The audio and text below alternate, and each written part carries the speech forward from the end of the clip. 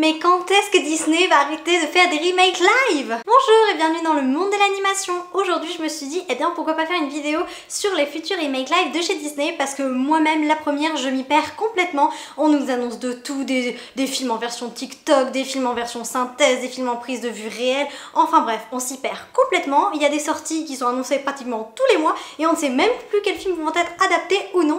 Et je me suis dit, bah une vidéo pour clarifier tout ça, ça va pas faire de mal.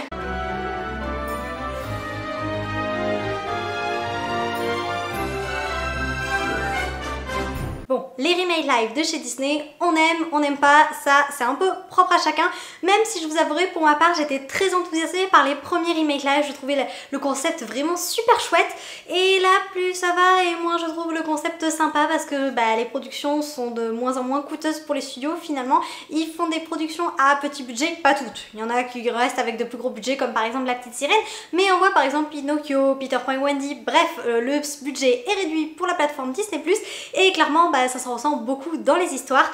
Et on nous sort des films qui sont très moyens, mais il y a parfois des pépites malgré tout, et je me dis qu'avec la longue liste de films, le remake live qui nous attend, il va quand même falloir qu'on les aime un minimum ces films là, parce que sinon on va plus avoir grand chose à voir. Pour faire le point sur les remakes live qui sont déjà sortis, si comme moi à force vous vous y perdez complètement, vous ne savez plus lesquels sont sortis, lesquels sont pas sortis, bon bref, la liste commence à s'allonger sacrément. Et bien alors avant de commencer avec les tout premiers remake live, pour moi il y a quand même eu un premier remake live qui est un peu oublié, c'est celui des 101 Dalmatiens avec Glenn Close, qui était d'ailleurs un super remake mais qui est sorti dans les années 2000 si je ne dis pas de bêtises, donc celui-ci il date un petit peu, c'était avant le début des vrais remakes live là où tout s'est enchaîné très vite, et ce film avait également eu une suite intitulée Les 102 Dalmatiens, toujours avec Glenn Close dans le rôle de Cruella. Et ensuite la dynamique des remakes live a réellement commencé avec Alice au Pays des Merveilles dans une version de Tim Burton. Et c'est là que la grande liste commence. Nous avons eu Alice au Pays des Merveilles, Maléfique, Cendrillon, Le Livre de la Jungle, Alice de l'autre côté du miroir, La Belle et la Bête, Jean-Christophe et Winnie, Dumbo, Aladdin, Le Roi Lion, Maléfique le pouvoir du mal, La Belle et le Clochard, Mulan, Cruella, Pinocchio, Peter Pan et Wendy, et dans quelques semaines va sortir le remake de La Petite Sirène. Waouh! Après tout ça, franchement, il y a de quoi un petit peu se perdre. Mais ce n'est pas tout, parce que si vous croyez que Disney va s'arrêter en si bon chemin, non, ils ont plein d'autres idées. Enfin, idées, je ne sais pas si vraiment ce sont des idées, mais bref, ils vont en sortir quoi. En dehors de la sortie donc de La Petite Sirène le 26 mai au cinéma avec dans le rôle d'Ariel l'actrice Hailey Bailey, nous avons également un autre film dont nous connaissons les acteurs, puisque le tout premier film d'animation Disney, donc Blanche-Neige et les 7 nains, va sortir en 2024 en remake live, avec dans le rôle de Blanche-Neige l'actrice Rachel Zegler, qui incarnera donc notre jolie Blanche-Neige, mais avec une histoire un petit peu différente de celle que l'on connaît, puisque, alors le titre n'a pas été confirmé, sur certains sites on trouve Snow White, d'autres Blanche-Neige tout court, et sur d'autres encore on trouve Blanche-Neige, et je dis entre parenthèses ou entre guillemets comme vous voulez, et les 7 créatures magiques, puisque en effet Disney ne veut plus faire dans la discrimination comme ça peut être le cas auparavant. Ils veulent être Disney veut être le plus inclusif possible, et bon, après c'est propre à chacun. Moi en règle générale c'est pas du tout ce qui me pose problème dans les remakes live, le changement de couleur de peau des personnages, le choix des acteurs, c'est pas ce qui me gêne, souvent c'est la réalisation tout court et le scénario qui tient pas la route, mais ça c'est encore un autre sujet. En ce qui concerne Blanche-Neige et les 7 nains, je vous avouerai que je suis un petit peu sceptique, d'autant plus depuis qu'on a vu les premières images du plateau, du tournage, moi ça me vend pas du rêve. Alors peut-être qu'après une fois que les effets seront passés dessus ça sera beaucoup mieux, mais c'est vrai que là jusqu'à présent, bon je trouve que voilà, moi à titre personnel c'est pas spécialement l'actrice que j'aurais peut-être choisi pour incarner Blanche-Neige. Après à voir, elle va peut-être nous surprendre et le jouer très bien. Également pour le rôle de la méchante reine, c'est l'actrice qui jouait Wonder Woman, et je trouve qu'elle fait un peu jeune par rapport au personnage. Moi j'aurais aimé quand même une belle-mère un peu plus mature. Je trouve l'actrice un peu jeune, mais encore une fois je n'ai pas vu le film donc je ne peux pas juger pour le moment. Après en ce qui concerne les 7 créatures magiques, pour moi Blanche-Neige et les 7 nains c'est un classique, c'est le premier film des studios Disney, c'est le premier film de Walt Disney lui-même, le premier long métrage d'animation. Je pense à titre personnel que soit il aurait fallu le garder de manière assez fidèle, je suis désolée et je suis navrée pour ceux que ça heurte un petit peu, mais pour moi c'est un classique d'animation auquel on ne peut pas toucher comme ils vont peut-être le faire, donc ça c'est ce qui me dérange. Voilà, c'est soit on le refait pas, à la rigueur, tant pis, mais si on le refait, je sais pas, peut-être pour l'inclusivité que c'est mieux de mettre les 7 créatures magiques, mais pour moi Blanche-Neige et les 7 nains ça reste avant tout un conte, c'est comme ça, voilà, on peut pas toujours modifier ce qui a été fait dans le passé, qui crée des nouveautés qui soient davantage inclusives, d'accord, mais après bon, les contes restent les contes et c'est comme ça quoi.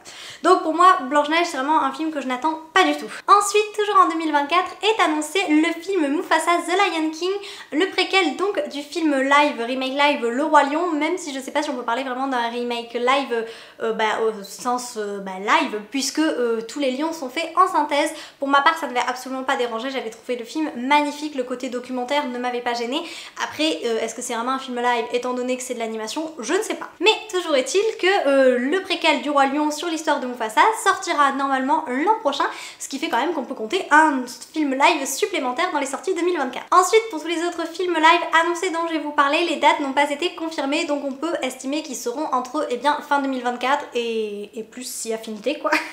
2024 et peut-être 2030 si ce n'est davantage, parce que quand je vois la liste que j'ai sous les yeux, je me dis ça va leur prendre quand même quelques années de nous pondre tout ça. Dans cette liste, nous retrouvons Hercule, et là pour moi ça va être le plus gros flop. Alors je sais pas si ça fera un flop, mais pour moi ça va être le plus gros massacre de tous les temps, puisque si vous en avez déjà entendu parler, Hercule va être donc réadapté, mais dans une version bien différente de celle qu'on connaît, puisque, attention, tadam, roulement de tambour, il va être adapté en version TikTok. Et là, TikTok, qu'est-ce que ça veut dire? Eh ben écoutez, ça j'en sais rien.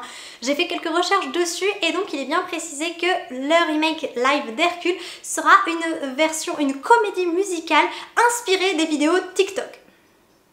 Ça me laisse un peu perplexe. Bon. Le réalisateur a précisé dans une interview qu'il aimait le défi, qu'il aimait être inventif, qu'il aimait sans cesse se renouveler, et qu'il se dit que pour plaire aux jeunes, au public actuel, il faut se mettre à la page et donc créer des films en fonction de ce qu'ils aiment. Alors est-ce qu'on va avoir un film d'Hercule coupé en quelques centaines de vidéos de quelques secondes et qui vont assembler un film? Est-ce que, je ne sais pas moi, ce monde qui est le mien va apparaître sous format vertical avec des likes qui vont défiler? Je ne sais pas. J'apprends le massacre, je n'ai pas TikTok, c'est une plateforme à laquelle je ne tiens absolument pas à toucher.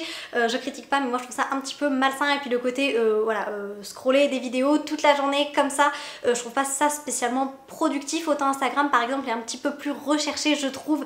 Ça demande de faire une recherche graphique pour quelque chose d'esthétique. Instagram c'est juste du contenu rapide, et voilà. Bon, pour moi j'ai l'impression, il y a des mois j'ai l'impression que certaines vidéos nous grillent les neurones d'après ce que je vois défiler sur les autres réseaux, mais bon bref, ça c'est qu'un point de vue strictement personnel. Mais donc quand on me dit un remake live d'Hercule comme ça, j'ai très peur, d'autant plus que j'adore Hercule. Mais alors je me dis peut-être que ça sera un petit peu sauvé par ça. Il y a les deux réalisateurs du film Endgame, donc le film Marvel qui a eu le plus gros succès, qui vont travailler sur le projet. Alors Endgame, j'avais trouvé ça très long, alors je sais pas si c'est vraiment le film auquel je dois me fier. Non pas ah non, c'est Infinity War, j'avais trouvé long. Non, Endgame. Bon écoutez, peut-être qu'avec Endgame déjà c'était mieux qu'Infinity War, sait-on jamais. Peut-être qu'ils vont nous faire une petite pépite, mais là, j'ai très peur. Ensuite, un autre film que j'ai très peur de voir réadapté, sans doute davantage qu'Hercule, puisque c'est le film de mon enfance. Il s'agit des Aristochats, et là, en fait, pour le moment, les informations sont assez légères sur ce qu'on peut trouver dessus. Néanmoins, il nous explique que la musique va être revue, et que c'est un artiste qui a été primé aux Emmy Awards qui va s'en occuper, donc écoutez, peut-être qu'il fera quelque chose de bien.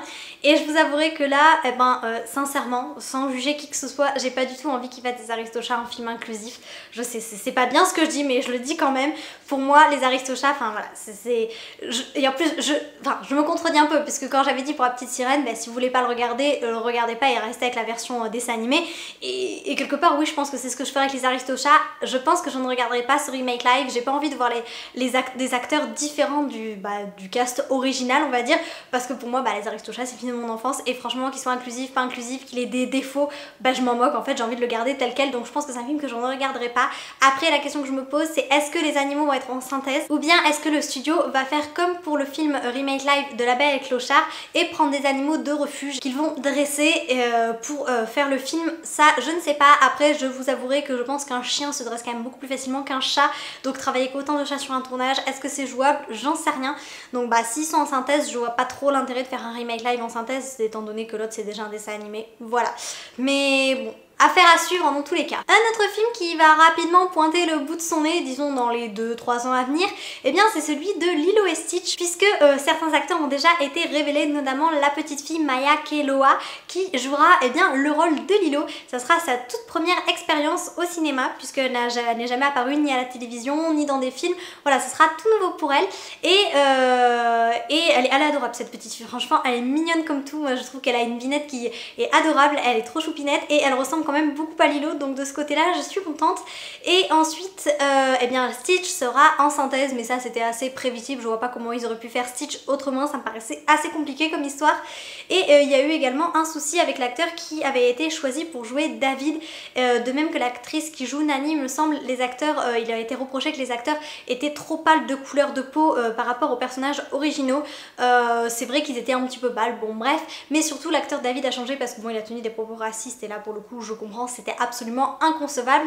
Et le nouvel acteur qui va jouer David, eh ben, curieusement a la même couleur de peau que le précédent, mais du moins il n'a pas tenu de propos racistes, donc bah j'imagine que ça convient davantage à Disney. Mais en tout cas franchement je trouve que les acteurs dans l'ensemble sont bien choisis et j'ai hâte de voir ce qu'ils vont faire du remake de Lilo et Stitch. Nous avons ensuite le Bossu de Notre-Dame, un remake qui me fait très peur puisque j'adore le dessin animé Le Bossu de Notre-Dame, j'aime beaucoup la comédie musicale Notre-Dame de Paris et je vois pas trop ce qu'ils vont pouvoir faire de plus. Néanmoins le réalisateur qui a été choisi pour travailler sur ce film, eh bien il a beaucoup travaillé sur Broadway, c'est un habitué des planches, donc je me dis que peut-être on gardera au moins le côté musical qu'on aime tant dans le Bossu de Notre-Dame. Ensuite à savoir comment ils vont réussir à intégrer eh bien les gitans, Frollo, Quasimodo, bref tout ça me paraît assez compliqué, même si on sait déjà que Josh Gad va être coproducteur du film.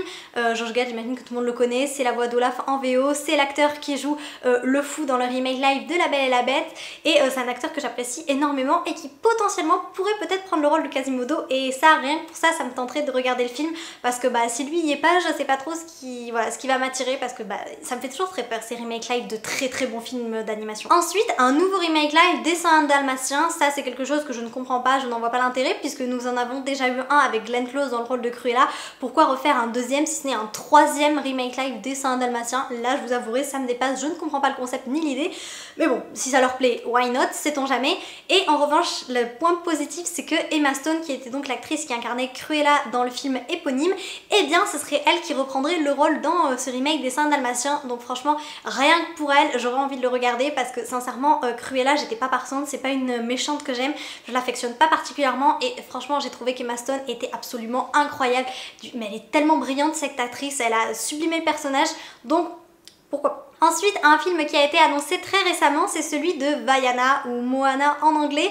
C'est d'ailleurs Dwayne Johnson, donc l'acteur qui incarnait, l'acteur qui doublait le personnage de Maui en version originale, qui a présenté ça dans une vidéo qui a été postée sur la chaîne YouTube de Disney. Et il l'a présenté d'ailleurs avec ses deux filles, puisqu'il précise combien la famille est importante. Ce film qu'il va coproduire, et normalement il incarnera pour le coup Maui, donc le personnage qui doublait, il va reprendre son rôle dans ce film live. Et Oli Cravalho, qui est donc la voix originale de Vaiana, eh bien elle va également avoir son rôle, alors au moins elle sera coproductrice, elle va travailler sur le projet, ça c'est certain. Est-ce qu'elle reprendra le rôle de Vaiana, enfin de Moana? Rien n'est moins sûr.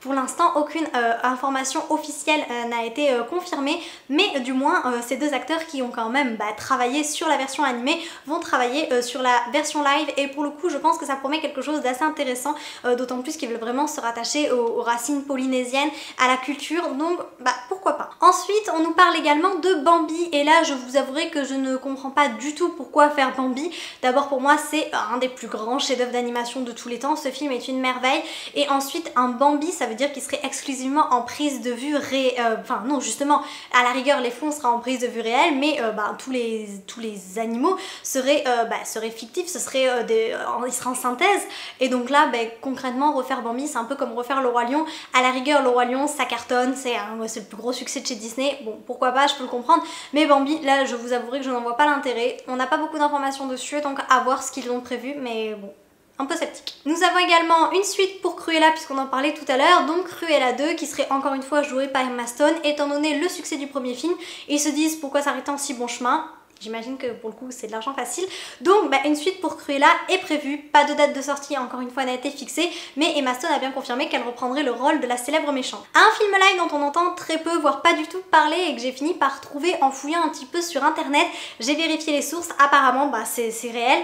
Il va y avoir également un remake de Merlin l'Enchanteur. Alors c'est un film, j'imagine déjà qui marche pas tellement en 2D, mais ça pourrait être intéressant d'avoir une version 3D. J'ai l'impression qu'ils ont redonné un nouveau souffle à Merlin à travers le jeu Disney Dreamlight Valley, puisque Merlin a son importance dedans, donc sait-on jamais que le remake live puisse une nouvelle fois remettre le personnage en avant, ça pourrait être très sympa, mais le cinéaste qui va travailler dessus est encore en pleine négociation pour le film. Dans ces suites Disney dont on n'a pas beaucoup entendu parler, nous retrouvons également Robin des Bois. Aucune information sur le film n'a été donnée, si ce n'est que le projet est en cours de préparation et voilà, que Disney travaille dessus, mais alors les dates de sortie et ce qui est prévu, rien n'a été dit pour l'instant. Et enfin, de suite à des remakes live déjà existants, Aladdin 2, même si le projet paraît compromis puisque Mena Massoud qui incarne Aladdin dans ce film là a annoncé que normalement le projet ne verrait pas le jour, et c'est tant mieux puisque Disney ne voulait pas reprendre Will Smith dans le rôle du génie étant donné l'affaire qui s'est passée lors des Oscars, cette histoire de gifle. Bon écoutez, chacun fait ce qu'il veut, mais ils voulaient mettre Dwayne Johnson dans le rôle du génie s'il devait en retourner un, et là mon dieu, catastrophe.